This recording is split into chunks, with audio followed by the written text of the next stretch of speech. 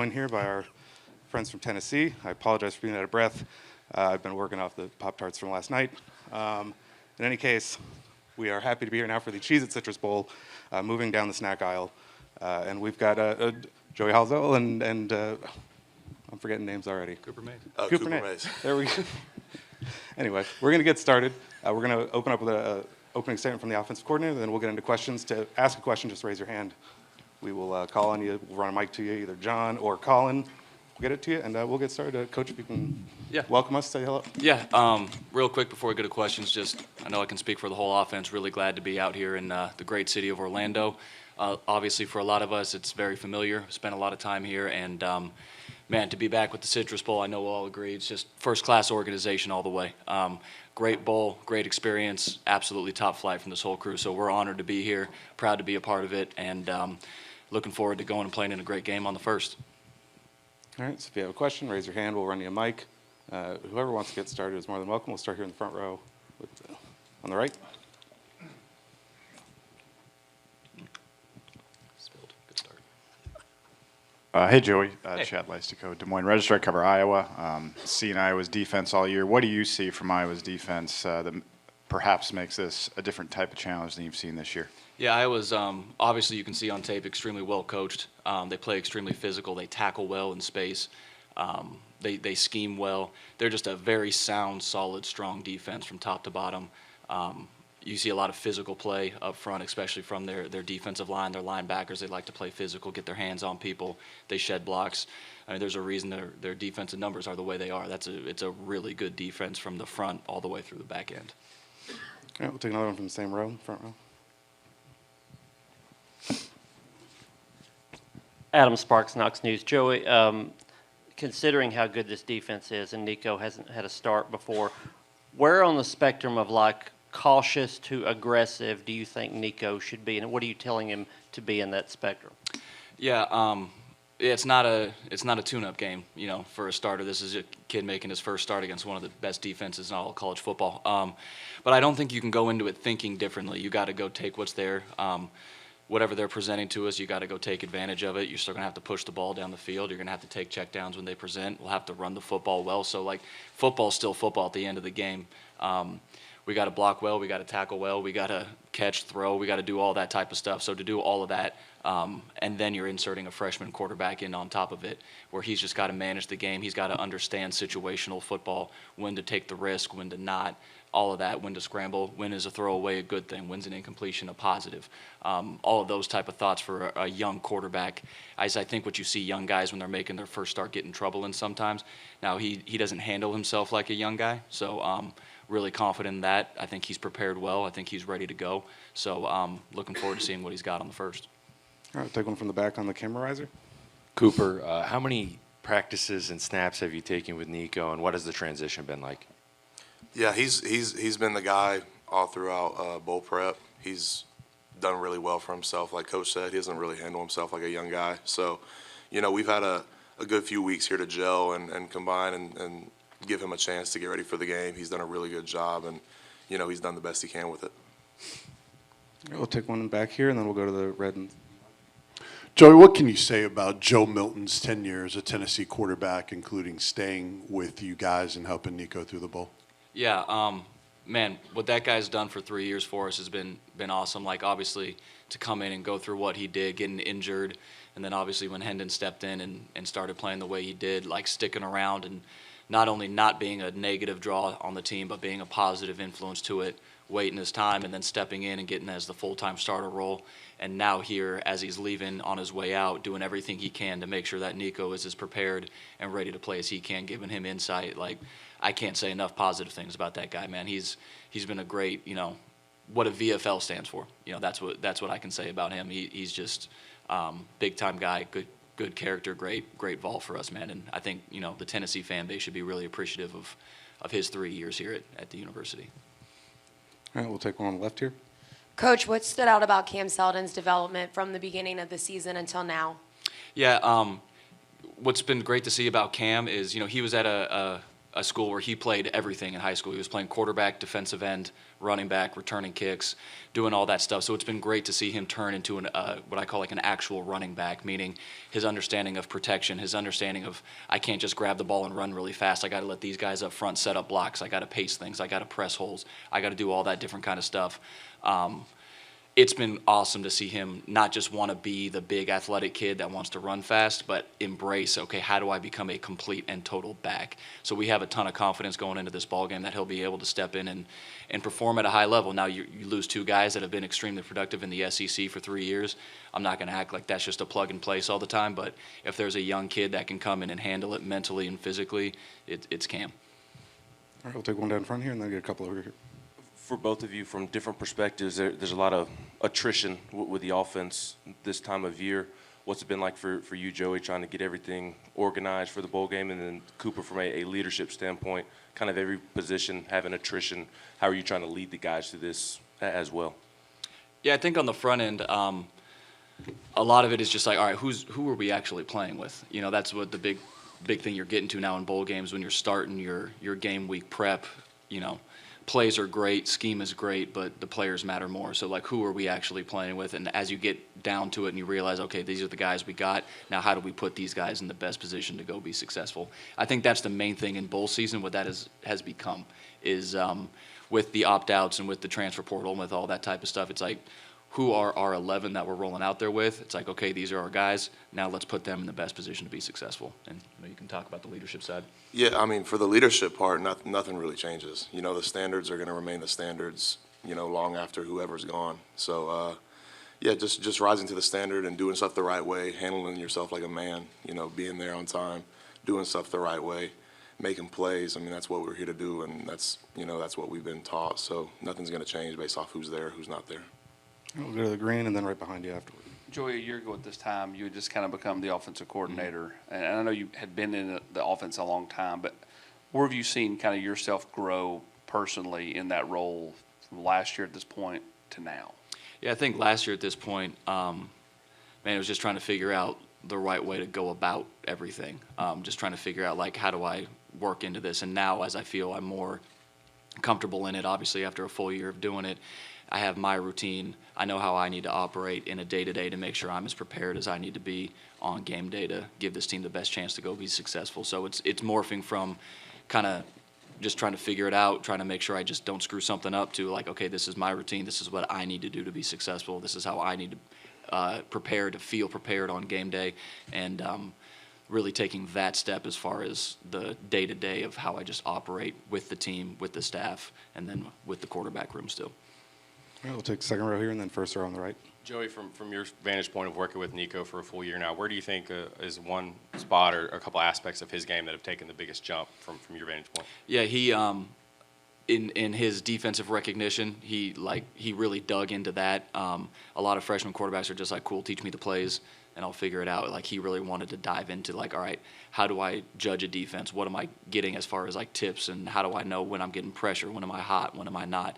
He really dug into that. Like I said at the beginning, not like most true freshmen handle themselves. Like, he was big into that side of it. And then mechanically, he's just, when someone comes in as highly touted as he was, a lot of times they feel like they're finished products. He wasn't. He wanted to come in and be like, all right, what do I need to do to take my physical game to the next level as well? So he came in, was completely open with, you know, tinkering with the mechanics, his lower body, all of that. And that's why I think he's made the growth that he is, and that's why I think that the guys out there with him have the confidence in him that he'll go perform at a high level when he's called upon. We got time for a couple more. We're going to go one on the right here, one on the right there, and then one on the riser to end. Joey, every quarterback obviously has the routes and plays and protections they're most comfortable with. Mm-hmm. Joe had those. Nico has, I'm sure his list is a little different. Have you had that conversation with him this week of what he's most comfortable in, or did you sort of already know that before you got here? Yeah, I think, yes, we have. Like, that's last week or the week before the first week of the bowl prep. Treated it like a true game week, like we're ready to play when we break for Christmas. So we had the whole conversation of, like, what are you most comfortable with in third downs? What are you most comfortable with in the tight zone? What are you most comfortable with as your first normal down calls? So all that's been talked about. You feel like you know, but until a guy has a full week of prep as the guy, I don't even think they really know. You know what I mean? Like they're kind of following it like, man, I actually am not comfortable with this. I actually am extremely comfortable with that. So as we work through that together, I think that's been, a good working relationship. Obviously, as a freshman, not being on the scout team, but being as a 2 all year, you have a little bit better understanding. But until a guy goes through an entire prep as the guy, they don't even themselves really know. We'll do one on the right and then in the back, and then we'll have Aaron and Coach Banks in. Yeah, Joey, what has Squirrel White meant to this offense this year, and what's ahead for him? Yeah, Squirrel, he's just an explosive play waiting to happen. That's been one of the biggest things for him is he's got legit 10-4 track speed out there. So you put guys like that in a bunch of grass and you let them go run really fast, cool stuff happens. So he's been the guy that we can rely on to be, all right, we need to go try to take the top off of this right now. We need to go try to stretch the defense. Squirrel's a guy that can go out there and do it on any given down, any given snap. So he's been a big, crucial part of this offense. Right, on the back. Hey, Joey, good morning. Without giving away the game plan, what are the challenges of tailoring things for Nico as opposed to what you would normally do for Joe? I think it still starts with what defensively makes sense. You know what I mean? Like, that's where it has to start. It can't be like, well, we got a freshman quarterback, so we're not going to do this. I mean, yeah, you got to be smart about the positions you put him in. You don't want to put him in any negative spots where you're like, yeah, this might be a bad play, but let's see if he can get us out of it.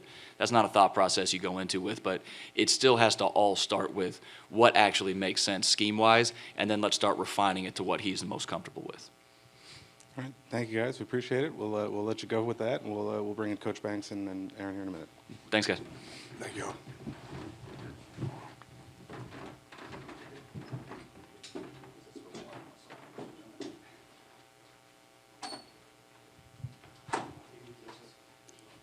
All right, we've got defense coordinator Tim Banks, linebacker Aaron Beasley joining us on stage. We'll let you get settled there for a second, Coach, and then we'll have you start with a brief opening statement. Welcome to Orlando. We're happy to have you.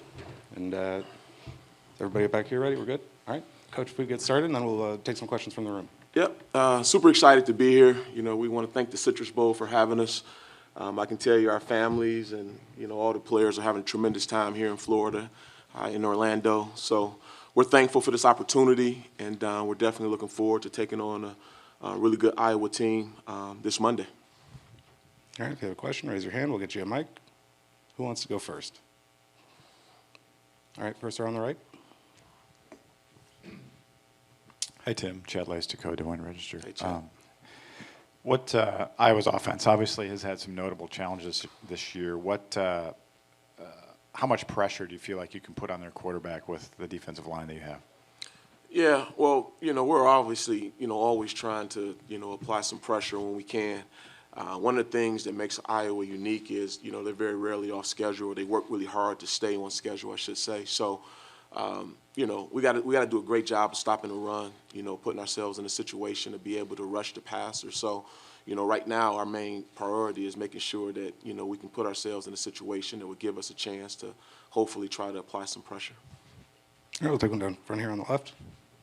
Tim, it's been quite the month for the secondary, I guess, for you guys. A lot of faces in and out. What's that process been like, and how have you seen some of those young guys step up and prepare for their opportunity in the bowl game? Yeah, I think the key word is opportunity. Obviously we've had some transition back there, and we wish those guys the best, and we're super happy for the guys that are here. So they're going to be great opportunities. Some guys that have played some guys that haven't played at all. But at the end of the day, we believe in the standard being the standard regardless of who's out there. So we're looking forward to watching them perform this Monday. I know these guys have worked really hard, and every single person in that room believes in them, and we're looking forward to watching them perform this Monday. All right, we'll take one back on the cameraizer. Aaron, how have you seen Elijah Herring develop this year, and what do you think he can prove on moving forward? Yeah, Elijah has had a really, some challenges, obviously, but he's really done some really good things for us as well. I think at the end of the day, he's a guy who hadn't played a ton the year prior, was kind of forced into the starting lineup because of an injury early. But I thought week in and week out, he worked his tail off to put himself in the best possible position to be successful. So, we love the kid. He's one of the hardest workers on our team. And I think just like everybody, he has things that he can continue to grow in. And I think he's really fighting to do that. So we're excited for him. This will obviously be a great challenge for him. But I know he's up for it. It'll be fun. All right, more questions from the room? All right, take one back on the left in the red, and then we'll go to the Scott there. We'll do it the opposite order. Scott, you can go first, and then we'll go to the red sweater.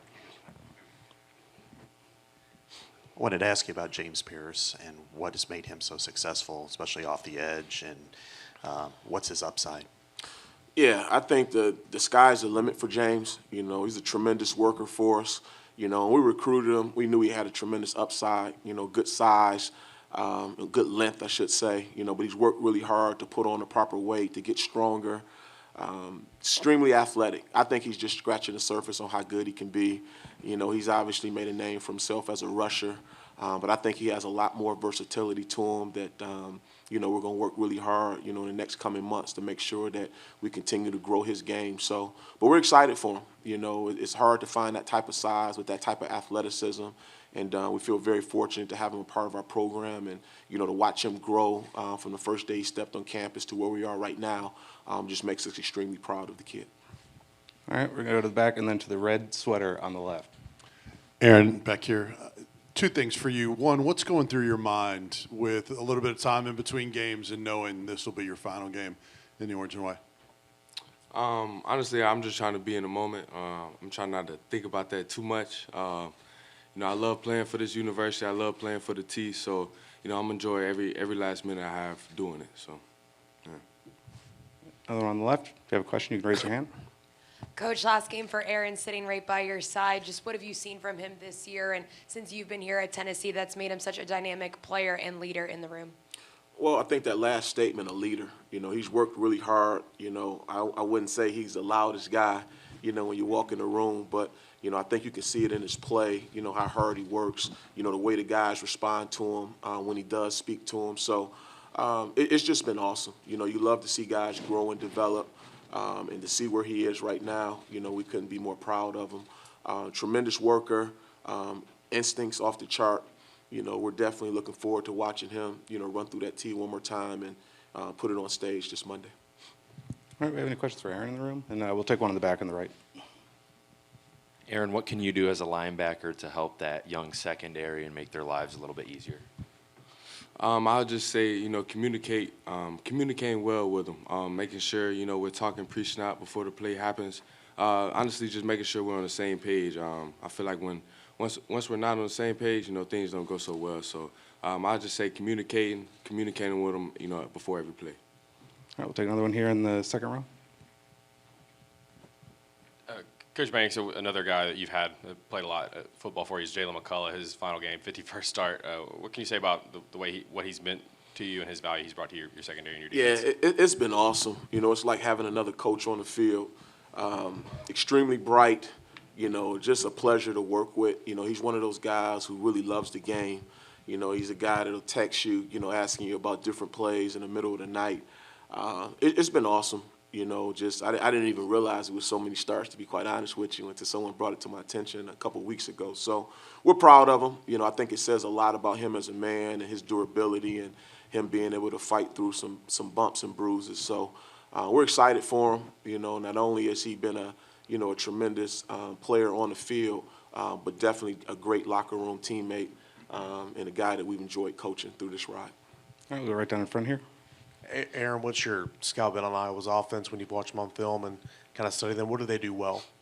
I think they do well up front. I think their O-line does a really good job working together. I feel like they show us some stuff that, you know, we really haven't seen this year. You know, they run a lot of 13 personnel and 12 personnel, and they'll stay in that all game. I feel like that's a little bit different, stuff we really haven't seen. So, but I think overall, you know, they work well together, and they do a good job for sure. If you have a question, you can raise your hand. We'll run a mic to you. If not, we'll let the guys get going early. All right, we'll take one down front.